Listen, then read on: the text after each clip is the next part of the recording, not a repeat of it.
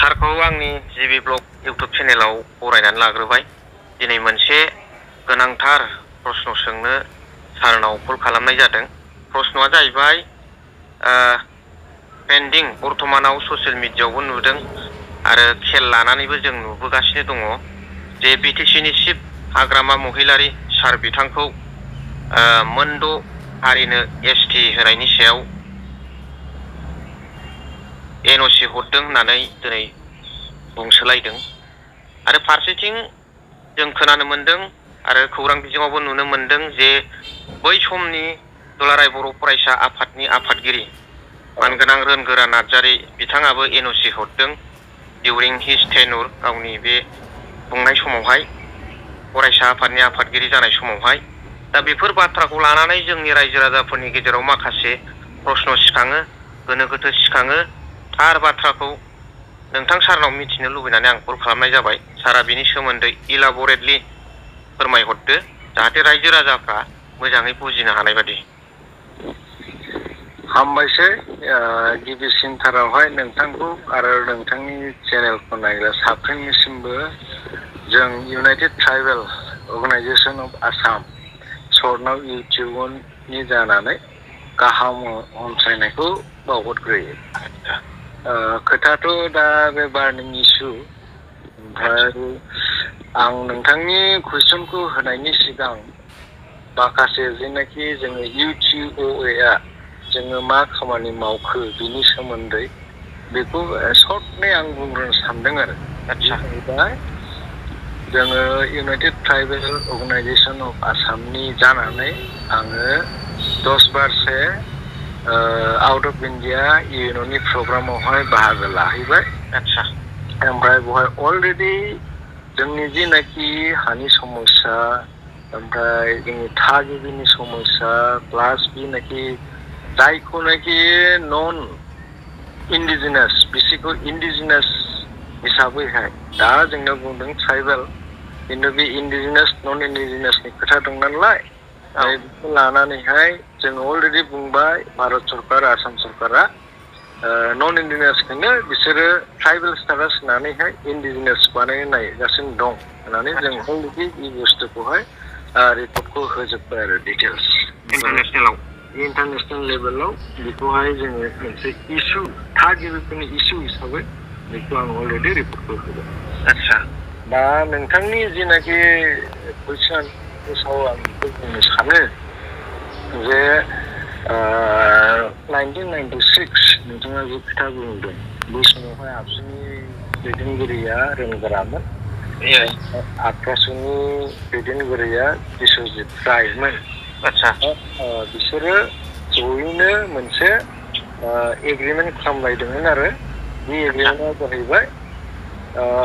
माने आबसुनिफ्राय बा रोनगोरा बिथांनि दैदेननाय आबसुनिफ्राय राजबंसि बा गुबुनफ्रा एसटि मोनोब्ला जेबो अबजेक्सन गैया होनना बुंनाय सापर्ट होगोन। ओमफ्राय प्लास आक्रासुनिफ्रायबो मोनसे खोथा बुंनाय दंमोन बे एग्रिमेन्टआव जे बर'फ्रा बा आबसुआ बर'लेण्ड मोनोब्ला बेवहाय जोंहा जेबो माबा गैया, अबजेक्सन गैया, जों सापर्ट होगोन, ओरैबो सापर्ट होगोन ओरैबो सापर्ट होगोन बेबायदि माने लिरनाय दं होननानैहाय माने बे रिउमार जादों। आरो बे बुस्थुखौहाय आं नङा, बे दानिनि चिफ मिनिस्टार आसामनि चिफ मिनिस्टार डक्टर बिश्व शर्मायानो गावनो बेखौहाय बे 2018 सन, आङो सना एसे ओरै जानो हागौ डेटखौबो आङो बावबाय, खिन्थु बेबायदि बै समावबो जादोंमोन। आरो एसटिपि, एसटिअ, एसटि हिल्स होननाय बै समावबो बे 6 गुरुं इउनिभारसिटिनो एसटि होनायनि थाखाय आसाम सरकारा मोनसे माबा बानायना होदोंमोन कमिटि। बै समावहाय सर्बानन्द सन'वालनि सरकारमोन। सर्बानन्द सन'वाला चिफ मिनिस्टारमोन आरो एसटिअ दंमोन बेवहाय। बेवहाय एसटिअ जों दा प्रेजेन्टआव जेरै एसटि भि होनदोंना। येस भि बै समाव एसटिअ। ओमफ्राय दा बिसोरो हाइ लेभेल मोनसे मिटिं खुंदोंमोन आरो एक जनगोष्ठी 6 जनगोष्ठीजोंबो रायलायदों ओमफ्राय एक्जिस्टिं ट्राइबेल थाखानाय ट्राइबेल बिसोरजोंबो रायलायदोंमोन दा प्रथम रायलायनाया जाहैबाय बे कमिटिया कमिटिनि मेम्बार्सफ्रा ओरैनो फार्स्टआवहाय चेयारमेना जाहैबाय डक्टर हिमन्त बिश्व शर्मा बिथाङा बै समावहाय माबा एजुकेशन ओमफ्राय मा होनो हेल्थ मिनिस्टारमोन दां जुदि आङो जुदि माबायाव भुल खालामाखैबा आरो ओमफ्राय बिथाङा चेयारमेन ओमफ्राय ट्राइबेलनि रिप्रेजेन्टेटिभ हिसाबै चन्दन ब्रह्म दंमोन बेबो मिनिस्टारमोन ओमफ्राय जोंना बै थि ट्राइब्सनि माबायावहाय पल्लभ लोचन दास बिथांमोन ओमफ्राय जोंना बे आहमनिफ्राय तपन गगৈ बिदिमोन आरो ओमफ्राय राजबंशीनिफ्राय सासे मिनिस्टार दंबावोमोन आं बिनि नामखौ बावबाय दा नै बिसोरो हाइ लेभेल मिटिं खालामनाया गुवाहाटियावहाय ट्राइबेल संघ सिसिटुआ आरो बै समाव सिसिटुआखौ दैदेननाया बे आदित्य खाख्लारि प्लास प्रमद बर' ओमफ्राय लरेन्स प्रमद बर'आ बे समावहाय आबसुनि प्रेसिडेन्ट ओमफ्राय लरेन्सआ जेनेरेल सेक्रेटारिमोन आरो दा बे मिटिङावहाय आंबो बोरैबा इउटिअनि जानानैहाय बे मिटिङाव हाइ लेभेल मिटिङावहाय आंबो बाहागो लानो मोनदों आदसा बावनो आंबो मिथियामोन जे आबसुआथ ओरैबायदि एग्रिमेन्ट खालामनानै दोनखादों आक्रासुजों खालि प्रमद बर'आ कटेस्ट खालामदोंमोन कटेस्ट खालामदों ओमफ्राय लास्टावहाय खोथा ओंखारबाय बिश्व शर्मा गावनो बुंबाय नै ओरै लेखानो दङ नै एग्रिमेन्ट उमुक सिगनेटरि नोंसोरनो दिनैहाय एनअसि हरबाय बा एग्रिमेन्ट खालामलायनानै अबजेक्सन गैया होनबाय खिन्थु दिनैहाय मानो नोंसोरो बेबायदि बन्द'कल होलायखो माखो होनदों आरो खालामफिनखो औ ओमफ्राय माबोरै नोंसोर प्रटेस्ट खालामगासिनो दं होननानै दा बेखौ बुंदों बे आङो एकदम लाइभ उइटनेस आइ उइटनेस ना सार एकदम लाइभ आंबो प्रेजेन्टमोन दिनैहाय बैयावहाय जाय जाय सिगनेटरिमोन बै मिटिङाव एटेन्ड जानाय बयनिफ्राय मार्कुस बसुमतारी होननाय सिगनेचार दङ बे लेखाखौहाय सरकारनियाव आखिर खालामब्लानो ओंखारगोन दानो सोरबा माबा माबि बुंनो हागौ बेवहाय जोंना प्रमद बर' बिथाङा प्रेसिडेन्टमोन ओमफ्राय लरेन्स बिसोरो माने मोखां सोमसो जानांदों आरोखि बै खोथाखौ दिहुननायावहाय बेखौ बयबोजों लेखा बिदि दा नेक्स्टआवहाय नोंथाङा आरो बुंबावदों एनअसि हाग्रामा बिथाङा बिटिसि चिफ हाग्रामा सारा बे एनअसि हरदों बा बिपिएफ पार्टिया एनअसि हरदों बा सोरबा इउटिपिएलआ एनअसि हरदों बिटिसिनिफ्राय बे जेबो खामानि गैया दै एक नम्बर खोथा बिसोरो एनअसि हरब्लाबो हराब्लाबो एनअसि हरखांनायनि उनावबो ओजोंहाय बिसोर जे एसटि मोनगोन खुनु गेरेन्टि गैया ओमफ्राय बिसोरो एनअसि हराब्लाबो हजोंहाय माने आरजिआइनि क्राइटेरिया मथे बिसोरो जे एनअसि हरा मालायनो बिसोरनो एसटि होनाङा होनब्लाबो बयबो सोलिहैया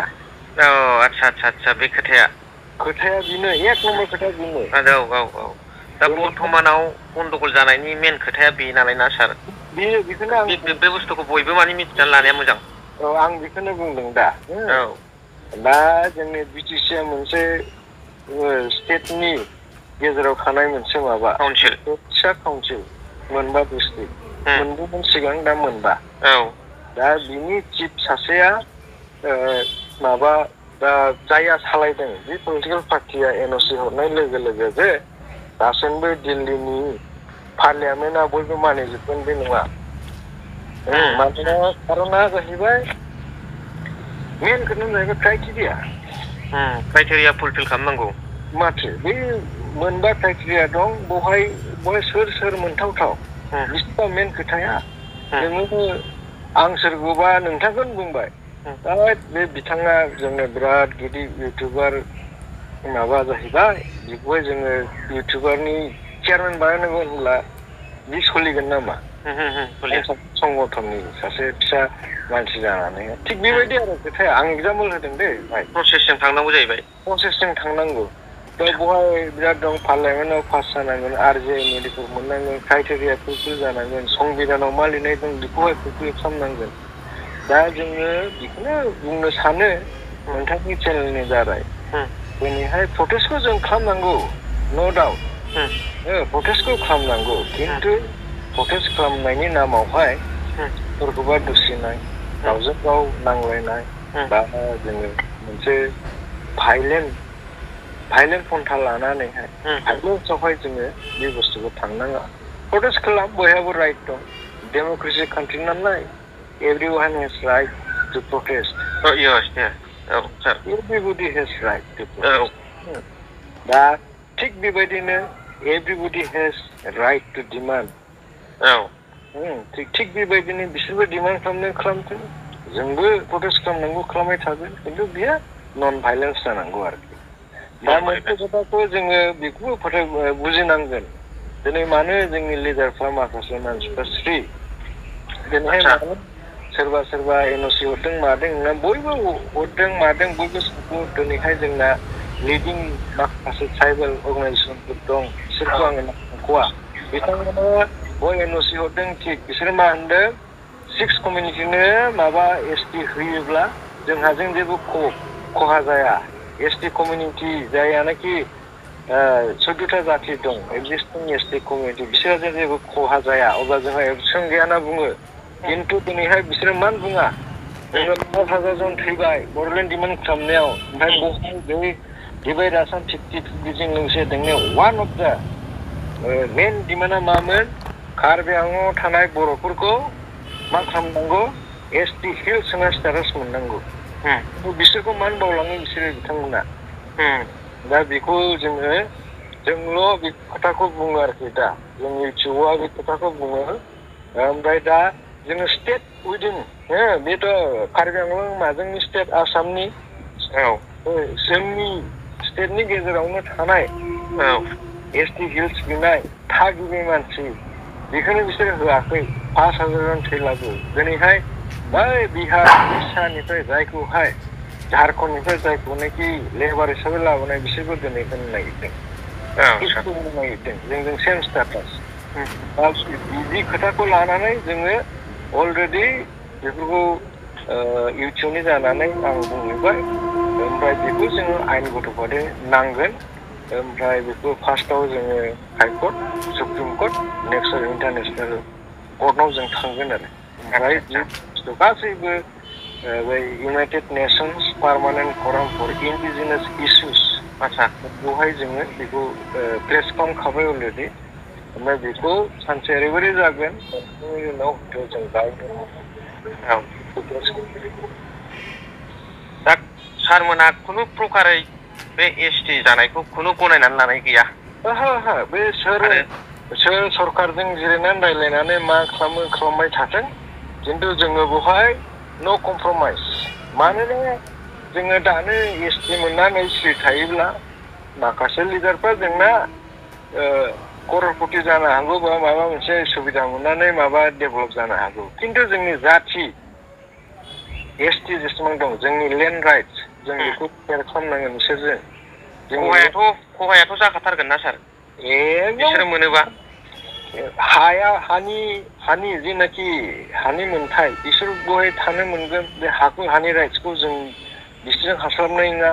ओमफ्राय दानो नोंथाङा नायना नुगोन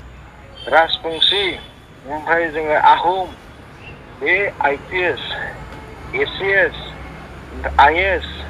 डक्टर इन्जिनियार सोर दासिम दं दानो नायनो बुजिगोन ओमफ्राय कटन कलेज बादि जेरावनाखि इन्जिनियार डक्टर फरायनाय बेवहाय सोर बांसिन स्टुडेन्ट दं जोंना STफोरना 10टाल' माबा थायो 110 जनल' ओमफ्राय जोङो जाथिया बेसेबां 14टा दङ प्लेन्स हिसाबैहाय जोङो मोनब्रै जाथिया मोनखाया जों मा मोनो 10 जनल' मोनो जों माबोरै बिसोरजों कम्पेयार खालामनो हागोन बेनिखायनो आङो नोंथांनि चेनेलनि दारै खावलायदों जोंनि पलिटिसियानफ्राबो साननाङा जे बिसोरखौ एसटि हरला गावहा पलिटिकेल लाब जागोन खिन्थु मोनसे खोथा बेनो जै बिसोर एसटि मोनबाय सासेबो एमसिएलए देरहाया सासेबो जोंनि एमएलए देरहाया सासेबो जोंनि एमपि देरहाया ओमफ्राय मा जागोन बे बिटिसिखौहाय जोंना 5,000 थैनायनि मोनसे फिथाइ मोनसे इनसार मोनसे फल मोननाय दा बेखौबो गुबुनासो सालायगोन दा बेनिखायनो आं नोंथांनि चेनेलनि दारै आरोबाव खनसेबाव खावलायो जोङो गावजों गाव बिदि ओरै बुंले लासेनो जयैनो बेखौ माबानांगौ गावजों गाव ज' जानांगौ मानोना जेरानाखि बे 6 जन अबस्थाया एसटि मोनगोन नों बिजेपि नोंखौ सहाय खालामगोन नों बिपिएफ बेखौ सहाय खालामगोन बा नों इउपिपिएल नोंखौ सहाय खालामो बिदि नङा नोङो एसटि नंला बिसोर एसटि मोननाय लोगो लोगो नों सोर नों बिजेपिनि जानो हागौ नों इउपिपिएल जानो हागौ नों बिपिएफ जानो हागौ बेवहाय माने बर' जाथि बा एक्जिस्टिं ट्राइबेलफ्रा बहाय फात्ता मोननाय नङा आच्छा बेनो दा अब्ला सारनि बिबुंथिनि गेजेरजों आसा खालामबाय रायजो राजाफ्रा बुजिनो हागोन निस्सय दा दसे सम सारा आंनि चेनेलाव समाय होनायनि थाखाय सारखौ रोजा रोजा साबायखर बावहरबाय दा एसेयावनो फोजोबनाय जाबाय हामबायसै दे थेंक इउ